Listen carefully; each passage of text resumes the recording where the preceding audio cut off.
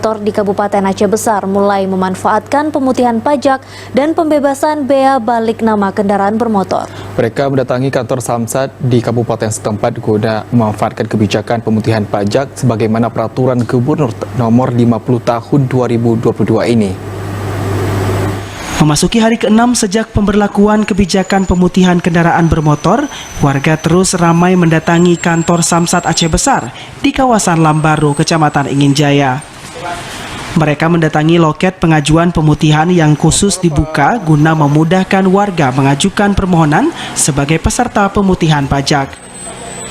Selain pemutihan pajak kendaraan bermotor, warga juga memanfaatkan kesempatan pembebasan bea balik nama kendaraan bermotor.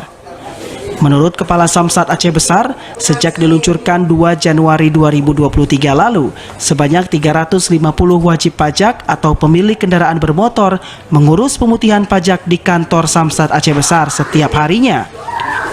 Jumlah ini dinilai meningkat dibanding sebelum pemberlakuan kebijakan pemutihan yang setiap harinya hanya 100 hingga 150 wajib pajak.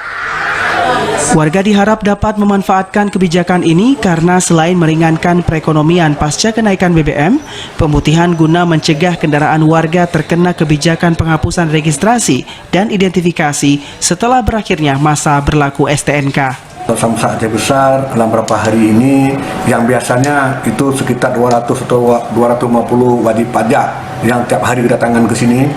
Nah, dengan adanya Pergub 50 tahun 2022 ini, itu antusias masyarakat semakin hari semakin tinggi. Ini bisa dibuktikan dengan setiap harinya 300 sampai 350 WP atau jumlah unit kendaraan yang diproses di loket Samsat Aceh Besar.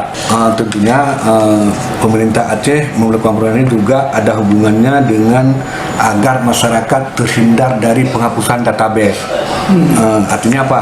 Itu bagi pemilik kendaraan yang tidak melakukan registrasi ulang selama 2 tahun berturut-turut setelah habis masa berlakunya STNK, itu akan dilakukan penghapusan registrasi dan identifikasi kendaraan bermotor serta tidak dapat diregistrasi ulang kembali.